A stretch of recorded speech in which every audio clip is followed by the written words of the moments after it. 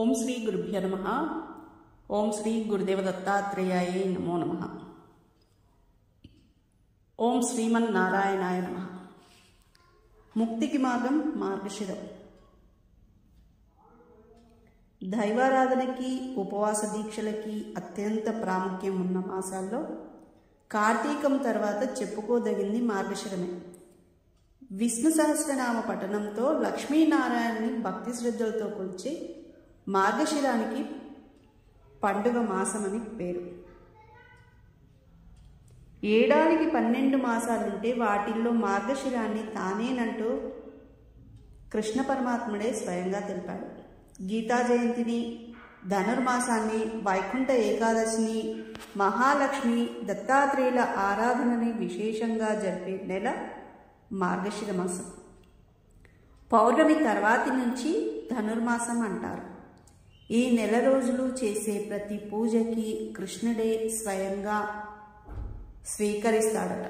అందుకే ఎంతోమంది విష్ణు భక్తులు ఈ సమయంలోనే విష్ణు సహస్రనామ పఠనంతో పాటు ధనుర్మాస వ్రతాన్ని ఆచరించేందుకు సిద్ధమవుతారు.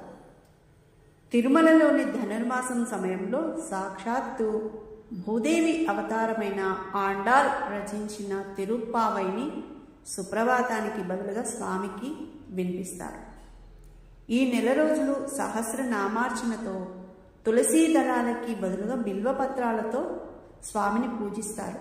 అలాగే ధనుర్మాస వ్రతాన్ని ఆచరించేవారు రోజుకొక్కటి చొప్పున తిరుప్పావై పాశురాలను గానం చేస్తూ గోదాదేవి, రంగనాథ స్వామిని, శ్రీకృష్ణుని పూజిస్తారు. ఇంటి ముందు రంగవల్లికల్ని, గొబ్బెమ్మల్ని అలంకరించడం, నదీ స్నానాలు, పూజలు, జపాలని ఆచరించడం వల్ల కోరిన కోరికలు నెరవేరుతాయని ప్రతీది. ఈ ధనుర్మాస వ్రతానికి సంబంధించిన అంశాలు బ్రహ్మాండ పురాణంలో నారాయణ సంహితాల్లో కనిపిస్తాయి. ముక్కోటి దేవతలతో దర్శనం.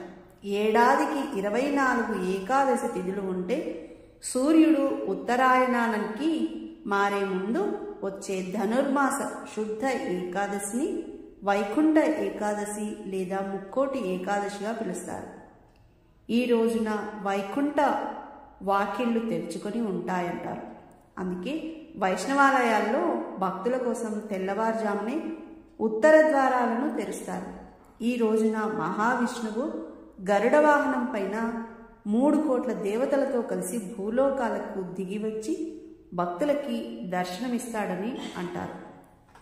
ఈ రోజున ఉపవాసం ఉంటే మిగతా 23 ఏకాదశి తిథుల్లోనూ ఉపవాసం ఉన్నంత ఫలితం లభిస్తుందని విష్ణు పురాణం చెబుతుంది. సర్వే జనా సుఖినో భవంతు. జై గురుదత్త.